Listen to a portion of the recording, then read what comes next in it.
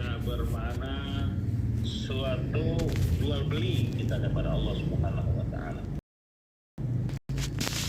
Ketika seorang insan yang mengaku beriman lalu dia memiliki dan mengetahui pemahaman tentang makna hidup sebagai seorang yang betul-betul beriman menjadi orang muttaqin, maka dia tentu akan memenuhi apa yang disyariatkan oleh Allah Subhanahu wa taala, namanya baiat. Nah, ada lima nabi disebut Rasul Ulul Azmi. Ada 5 nabi disebut Rasul Ulul Azmi. 5 nabi Rasul Ulul Azmi ini mendapatkan amanah dari Allah,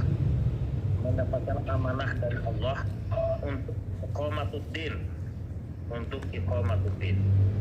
Betapa pentingnya iqamatuddin ini. Kelima Rasul Ulul Azmi ini mengadakan misaqon ghalidha. Apa kira makna misaqon ghalidha itu? Tahu Ustaz. Baru dengar. Baru dengar misaqon ghalidha? Iya. Ya, baru dengar Ustaz. Coba dilihat. Sebelum misaqon ghalidha ini Allah sebutkan pada dua konteks. Konteks yang pertama adalah 5 nabi Rasul Ulul Azmi dalam iqamatuddin. Misak itu artinya perjanjian ya, misakon. Ghalidha perjanjian yang kokoh, yang kukuh, yang kuat. Konteks kedua adalah pada ikatan namanya akad nikah atau ijab kabul.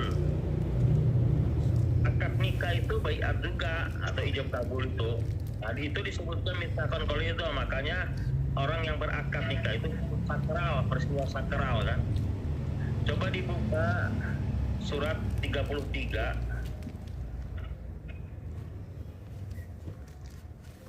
Surat 33. Surat apa ya 33 itu?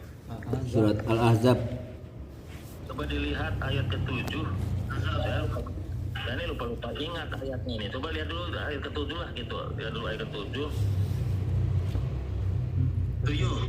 Wa id akhadna min nabiyyin. Terus Misaqahum wa minka wa min Nuhin wa Ibrahim wa Musa wa Isa bin Maryam wa akhadna minhum misaqan ghalidha. Artinya, dan ingatlah ketika kami mengambil perjanjian dari para nabi dan dari engkau sendiri, dari Nuh, Ibrahim, Musa dan Isa putra Maryam, dan kami telah mengambil dari mereka perjanjian yang teguh. Misaqon ghalidha, perjanjian yang teguh. Perjanjian yang teguh. Baru dengar sekarang ya. Iya Ustaz. Baru dengar sekarang ya. Iya Ustaz. Misaqon ghalidha. Baiat itu diterima atau dilaksanakan atau dilakukan oleh 5 Rasul Ulul Azmi. Ya. Yang menerima mandat dari Allah, untuk iqamatuddin di dalam surat ke-42 13. Artinya bagaimana hafal lah, tidak bagaimana hafal kan? Ya Ustaz. Sarwalakum. Nah, sarwalakum itu. Nah, maka korelasi dari ayat 13 surat 42 itu adalah ayat 7 surat 33 ini korelasinya gitu. Koneksitasnya pada ayat ke-7 ini, bahwa ketika 5 nabi Rasulul Azmi ini menerima mandat dari Allah untuk iqamatuddin, nah mereka menerima mandat itu, Allah Subhanahu wa taala mengambil perjanjian yang teguh, mengambil baiatnya perjanjian teguh, itulah disebut dengan mitsaqul ghalidh. Jadi perjanjian yang teguh.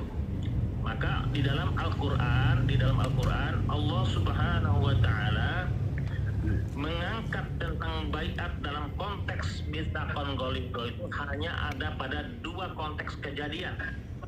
Ada dua konteks kejadian, yaitu kejadian akad nikah dan kejadian baiat di dalam iqamatuddin. Baiat di dalam iqamatuddin. Kenapa dalam dua konteks ini Allah sebut mitsaqul ghalidh?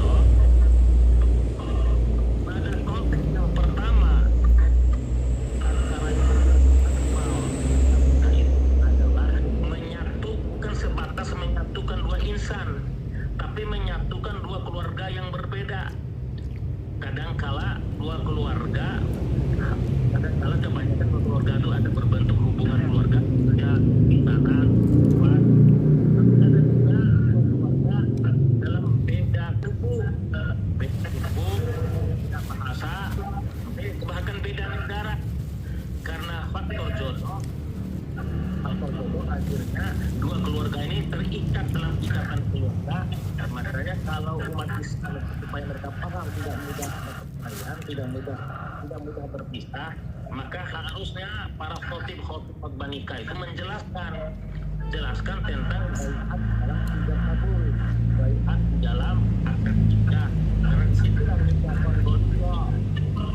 Sedangkan dalam survei pengadilan agama bahwa setiap hari ada ratusan terjadi perceraian, bahkan ribuan, itu kebanyakan gugatan dari pihak perempuan kepada suaminya.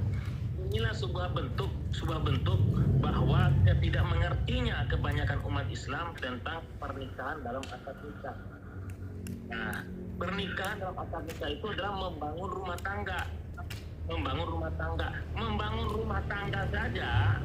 tangga saja itu butuh baiat, perlu baiat yang disebut dengan akad nikah. Maka orang yang memahami akad nikah yang begitu sakral, itulah disebut ghalidh.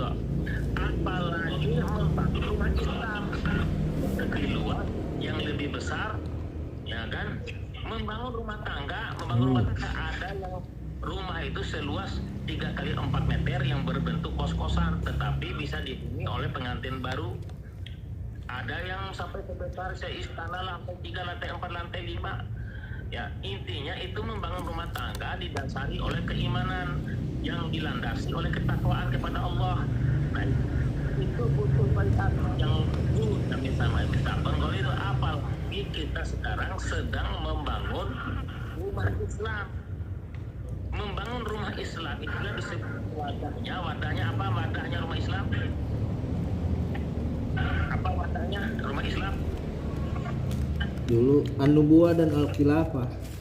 Wadahnya rumah Islam itu khilafah dalam minhajun nubuwah, dalam manhaj kenabian, bukan manhaj bukan manhaj khilafah rasidah, bukan, tapi manhaj nubuwah, tapi bukan manhaj khilafah rasidah. Ya, yang begitu.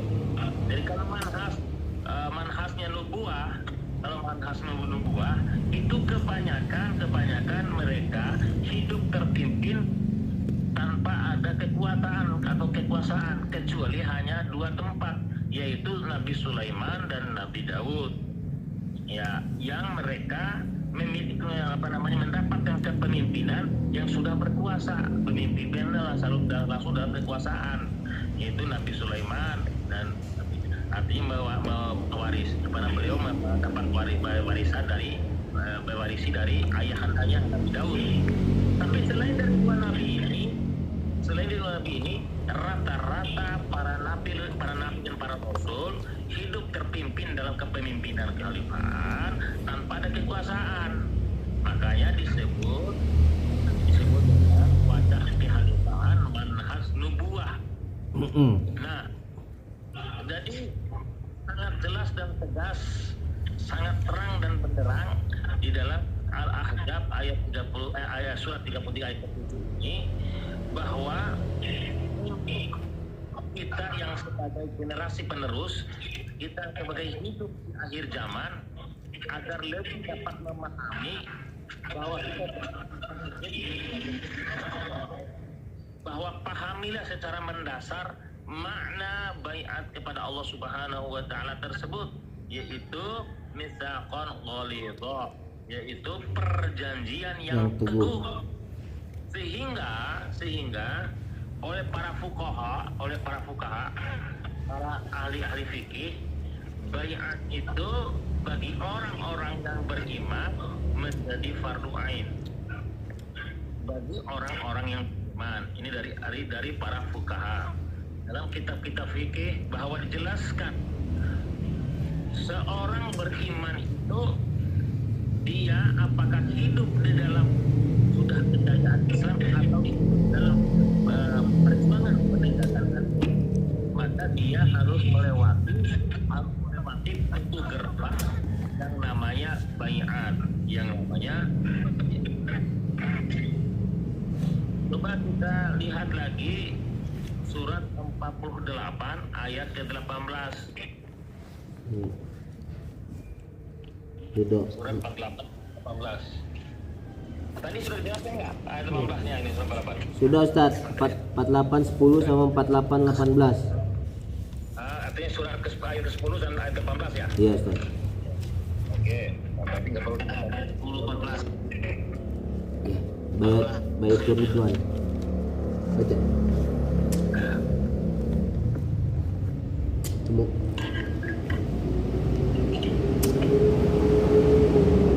David. Jadi pada ayat ke-18 itu maknanya bayat apa kira-kira ayat 18 itu? Kira-kira ada yang tahu dan paham? Sering disebut Bayatul Ridwan. Bayatul Ridwan dalam rangka membela sahabat Utsman yang diutus Nabi ke Mekah di tahun 6 Hijriah itu. Artinya semua yang berbaiat di bawah pohon tersebut adalah baiat mati, siap mati untuk membebaskan penyanderaan terhadap sahabat Utsman bin Affan radhiyallahu anhu.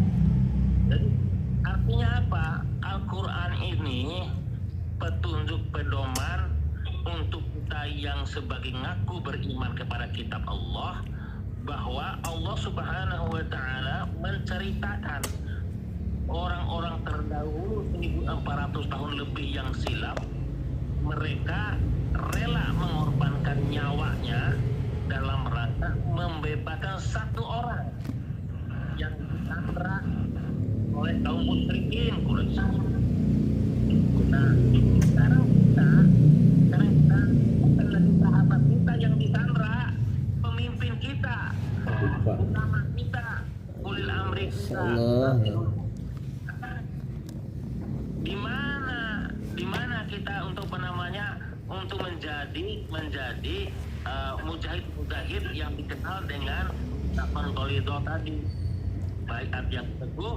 Maka dalam hal ini Allah Subhanahu wa taala masih ingin melihat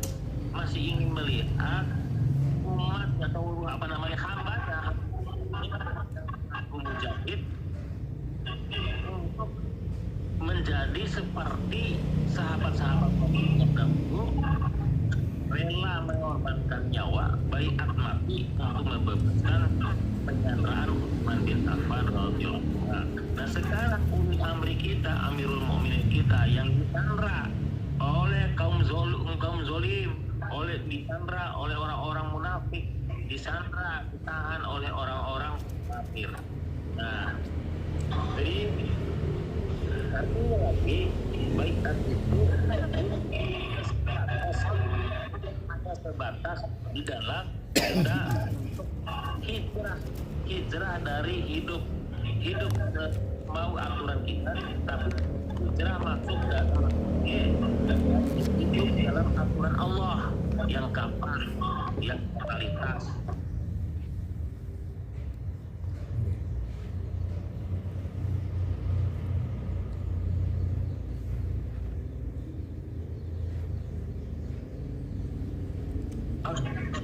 yang tadinya hidup menurut aturan nafsu kita, hidup menurut hawa nafsu kita, hijrah kepada hidup menurut aturan Allah yang maha mudabbir, yang maha mengatur.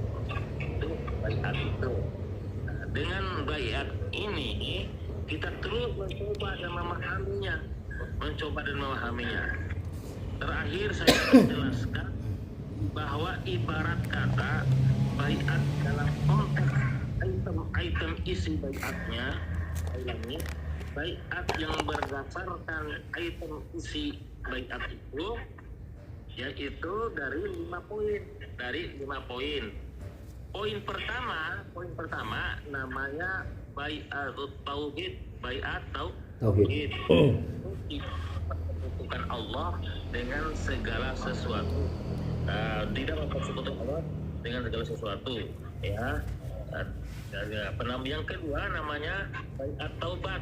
Yang kedua namanya item yang kedua baiat taubat, yaitu hijrah untuk tidak lagi Curi, berzina, berdusta.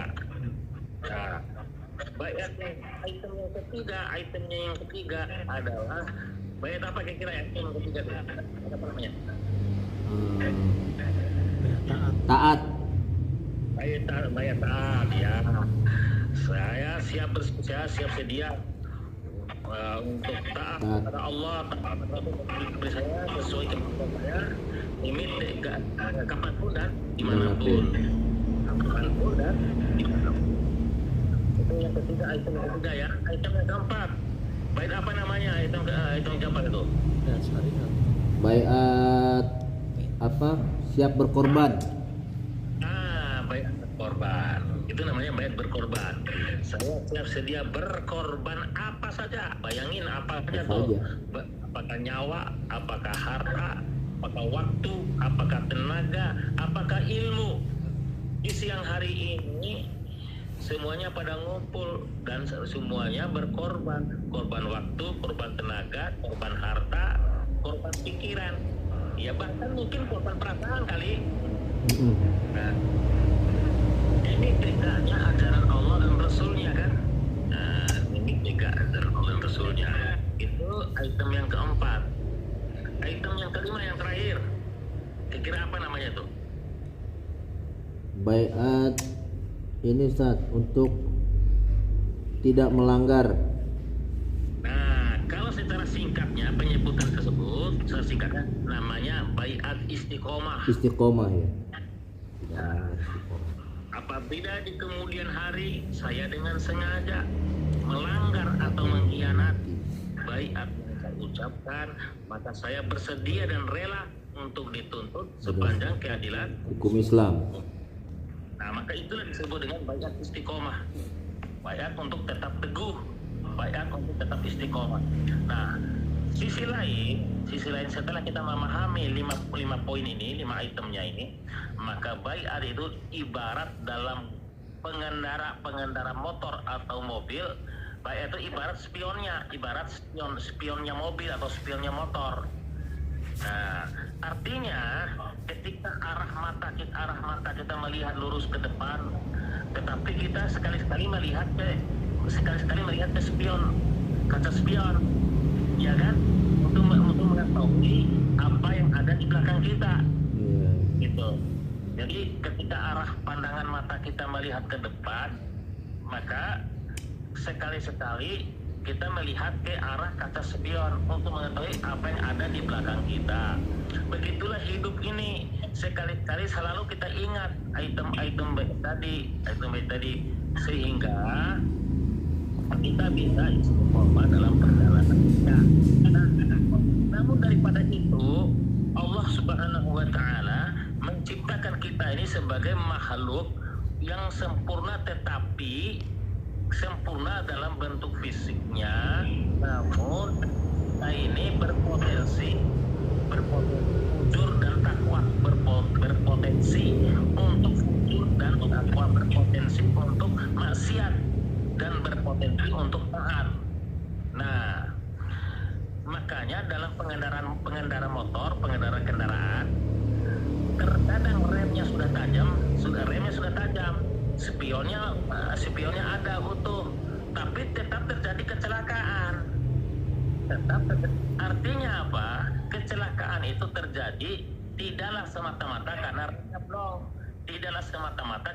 remnya blong, Maksud anak, terkadang orang itu takut mengucapkan baiat karena takut melanggar. Padahal terjadinya kecelakaan tidaklah semata-mata karena Pelanggaran. remnya. Ya, remnya masih tajam, masih bagus, kata spionnya ada, tapi namanya takdir, ada juga kecelakaan terjadi. Begitulah kita sudah baiat, bisa terjadi pelanggaran kan, maka cepat-cepat beristighfar.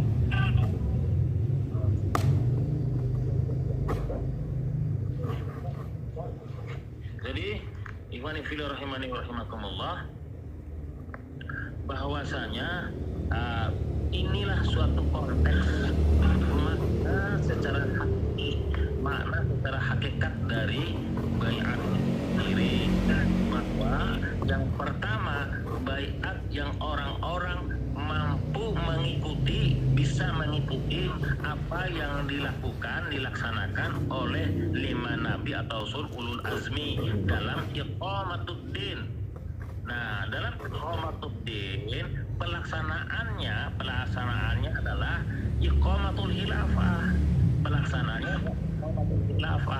yaitu caranya wala tatafaraqu, tidak berpecah belah di dalam menegakkan din. Coba kita tanya orang Muhammadiyah, apa tujuannya? Tujuannya iqamatuddin, tegaknya din. Tujuannya. Begitu juga semua hizib-hizib yang lain, pada tujuannya sama, yaitu kita. Allah bilang wala tatafaraqu fi, di dalam menegakkan, jangan pecah belah. Maksudnya boleh namanya Salafi, boleh namanya Muhammadiyah, tetapi dalam satu komando, dalam satu atap, dalam satu pemimpin, yang disebut dengan wihdatul imamah. Nah, wihdatul imamah. Boleh namanya beda-beda, boleh nanti apa? Penting apa tadi? Yang penting apa tadi? Wihdatul. Yang itu mana Allahu Akbar, Allahu Akbar.